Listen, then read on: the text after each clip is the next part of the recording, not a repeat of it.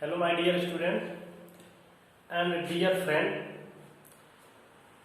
आज हम आपके समझ विज्ञान का मेरा पहला क्लास है, जो कि बहुत इम्पोर्टेंट टॉपिक है, पदार्थ की अवस्थाएं। पदार्थ की अवस्थाएं देखा जाए तो प्रत्येक दशा में बहुत ही इम्पोर्टेंट होता है। केमिस्ट्री हो या साइंस का कोई भी पार्ट हो, फिजिक्स हो, केमिस्ट्री हो, सबसे पहले पदार्थ को जानना हमें अति आवश्यक होता है। तो हम पदार्थ के बारे में पहले चर्चा करते हैं। पदार्थ होता क्या है? आप लोगों ने जितने भी ब्रह्मांड में देखे होंगे, हर एक चीज जो भी आपको दिखता हो क्या है? द्रव्य या पदार्थ ही है। ठीक है, तो पदार्थ को हम पहले डिफाइन करते हैं, ये होता क्या है। तो देखिए, पदार्थ को इंग्लिश में बोलते हैं सब्सटेंस। सब्सटेंस बोलते हैं,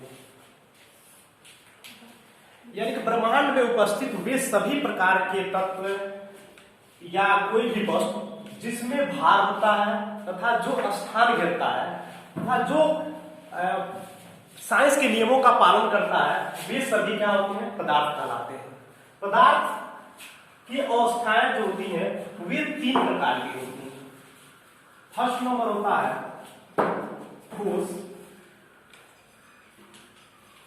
ठोस। सेकेंड होता है द्रव, थर्ड होता है गैस।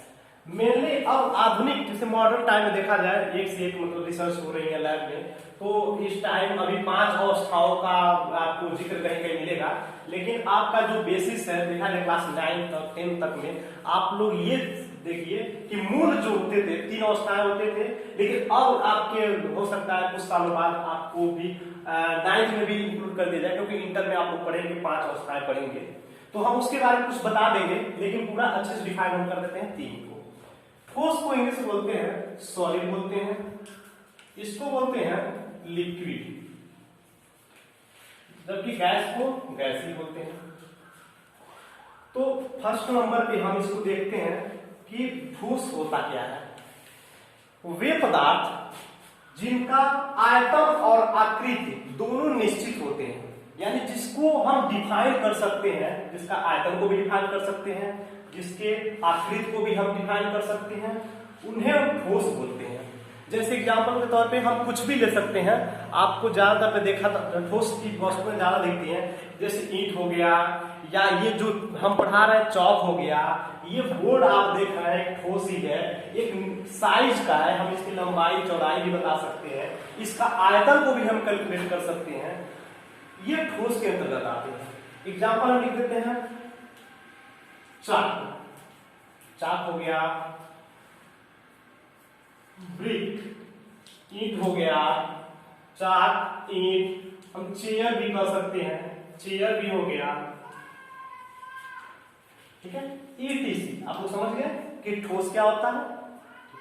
अब हम बताते हैं आपको द्रव, जिसको लिक्विड बोलते हैं। द्रव को का परिभाषा हम ऐसे बोल सकते हैं कि जिसका आयतन तो निश्चित होता है, बट इसका आकार अनिश्चित होता है। हम द्रव को ये नहीं बता सकते हैं कि इतना बड़ा है, या इसकी लंबाई इतनी है, या चौड़ाई इतनी, इसको हम ऐसे नहीं बता सकते। बस इसको हम आयतन बता सकते हैं। किसी भी बर्तन में हम रखें, किसी भी पॉट में रखें, गिलास में रखें, जग में रखें, या किसी भी चीज में, वो उसी के आकार का अपना आकार बना लेता है, ढल जाता है, वो द्रव के अंतर्गत आता है। ऐसे बोल सकते हैं कि वे पदार्थ जिसका आयतन निश्चित होता है लेकिन आकार निश्चित नहीं होता है, वे बोलते हैं द्रव कहलाते हैं। ठीक है, इसका हम एग्जांपल देख लें। एग्जांपल हो जाएगा मिल्क, दूध हो गया, वाटर हो गया, ऑयल हो गया, एनी कोई भी ऑयल को हम ले सकते हैं, ये हो गया आपका द्रव के अंतर्गत आ गया। अब इसमें हम देख लेते हैं गैस। गैस में जो होता है, इसमें कोई निश्चित नहीं हो सकता है। इसमें हम कुछ भी नहीं कर सकते कि गैस इतने बड़ा है या इतना बड़ा है, या इसको हम 1 लीटर में भी नहीं व्यक्त कर सकते, 1 लीटर का है या 2 लीटर का है, नहीं कर सकते। यानी कि वे पदार्थ जिसका आयतन और आकृति दोनों अनिश्चित होते हैं, वे गैस कहलाते हैं। इसका एग्जांपल देख लेते हैं। गैस का एग्जांपल आप जानते ही हैं, एयर हो गया, कोई भी एयर के अंतर्गत कई चीज को देते हैं, कार्बन डाइऑक्साइड, ऑक्सीजन, नाइट्रोजन, ये सब ETC कर देते हैं। हम थोड़ा सा स्ट्रक्चर के बारे में चर्चा कर लेते हैं। ठोस का मॉलिक्यूल्स हम ये बोल सकते हैं, इनके जो मॉलिक्यूल्स, जैसे पता है आपको प्रत्येक पदार्थ बहुत छोटे छोटे मॉलिक्यूल्स से बने होते हैं मिलकर के, तो इनका जो अगर जो एक छोटे से पार्ट के अंतर्गत छोटा से मॉलिक्यूल का हम अध्ययन करें तो इनके जो पार्टिकल्स होते हैं बहुत नजदीक नजदीक होते हैं। जैसे एग्जाम्पल ऐसे मान सकते हैं, इतने नजदीक नजदीक। इनके जो बल होते हैं, इनके जो अंतरा आणविक आकर्षण जो बल होते हैं मॉलिक्यूल के बीच में, ये बहुत कम होते हैं। ये एक दूसरे से बंधे रहते हैं, दूर नहीं जाते हैं। जबकि हम लिक्विड यानी कि द्रव की हम बात करें, इसका भी हम किसी कुछ मॉलिक्यूल का अध्ययन करते हैं तो ठोस के कंपेयर में इसमें कुछ दूर दूर होते हैं। जैसे एक यहाँ हो गया, एक यहाँ भी हम बोल सकते हैं, ऐसे हो सकते हैं, ठीक है, इतने दूर दूर होते हैं। यानी कि अंतरा आणविक आकर्षण जो बल होते हैं इनके मॉलिक्यूल के बीच में ठोस की अपेक्षा थोड़ा सा कम होते हैं, यानी कि इसकी दूरी ज्यादा होती है, यानी कि जो आकर्षण बल होते हैं कम होते हैं। अब हम गैस की बात करते हैं, और गैस का कितना ही है तो इसमें हो जाएगा कि एक यहाँ पे, एक यहाँ पे, एक यहाँ, बहुत यानी कि द्रव से भी कहीं दूर इसमें होती है, ठीक है। अगर जिसको हम बोलते हैं कि एक ग्लास को खूब अच्छे से बंद करते हैं किसी गैस को लेकर के, तो अगर जो एक एटीएम हम बोलते हैं या कोई भी चीज कितना भी इसको यूनिट ले रहा है, अगर उसी एक गिलास को किसी बाल्टी में रखते हैं तभी वो पूरा कवर कर लेगा। जबकि इन सब में ऐसा नहीं है। लिक्विड को अगर जो हम नीचे डाल देते हैं या एक गिलास में ले रहे हैं तभी नीचे से ही ऊपर चलेगा, यानी कि पहले नीचे का प्लेस कवर करेगा तब वो ऊपर जाएगा। जबकि गैस का ऐसा नहीं है, गैस सभी दिशाओं में समान दबाव डाल देता है और ये अत्यंत दूर दूर इसकी पार्टिकल होते हैं। तो हमें उम्मीद है कि आप लोग ये समझ गए होंगे ठोस द्रव गैस को काफी अच्छे तरीके से। और हम थोड़ा सा देख लेते हैं कि आपको पता है कि प्रत्येक मानव जीवन पे भी, फसल पे भी या सभी चीजों पे भी एक मानसून का भी प्रभाव पड़ता है, टेम्परेचर का प्रभाव पड़ता है, दाब का प्रभाव पड़ता है। ऐसे इन पदार्थों पे भी पड़ता है, ठोस पे भी पड़ता है, द्रव पे भी पड़ता है और गैस पे भी पड़ता है। तो हम कुछ देखते हैं इस ठोस पे, यानी कि हम पहले नंबर फर्स्ट देख रहे हैं कि ताप का प्रभाव, ताप का प्रभाव क्या होता है। इसको बोल सकते हैं इफेक्ट ऑफ टेम्परेचर। टेम्परेचर पदार्थ पे ताप का क्या प्रभाव पड़ता है, जैसा कि हम बता सकते हैं कोई भी जब पदार्थ को हीट करते हैं तो क्या होते हैं कि उनके उष्मा यानी कि बढ़ने लगते हैं और इनके जो आकर्षण यानी कि जो मॉलिक्यूल्स होते हैं ये ब्रेक करने लगते हैं, टूटने लगते हैं।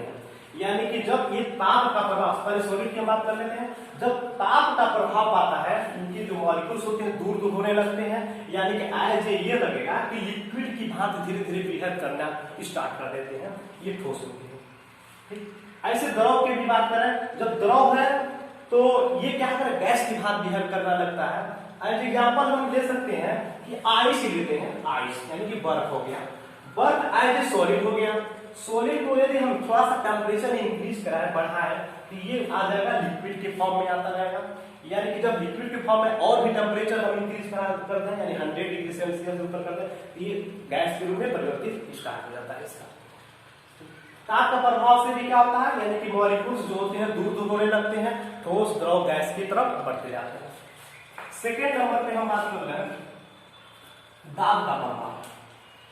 दाब का प्रभाव, दाब के प्रभाव से क्या होगा, इसी का अपोजिट ये होगा, दाब का प्रभाव।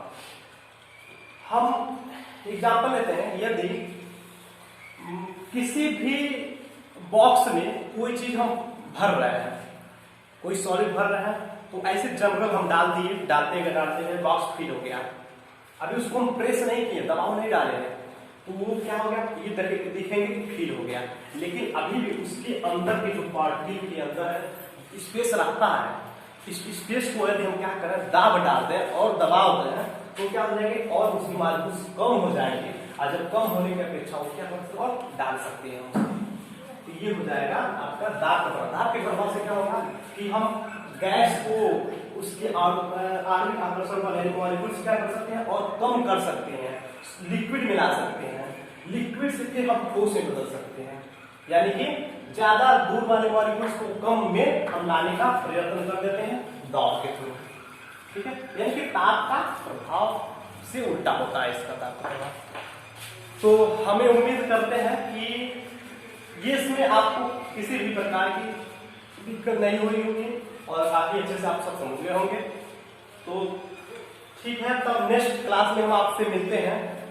अब इसके बाद जो भी 9th का क्लास होगा उसमें हम आपको अच्छे से नेक्स्ट कुछ पदार्थों की संरचना के बारे में हम वर्णन कर देंगे, या फिर से अपने आसपास के पदार्थ, शुद्ध पदार्थ की भी टाइप होते हैं, इसको हम अध्ययन करते हैं। तो ठीक है, मिलते हैं आपसे नेक्स्ट क्लास में, तब तक के लिए थैंक यू, धन्यवाद।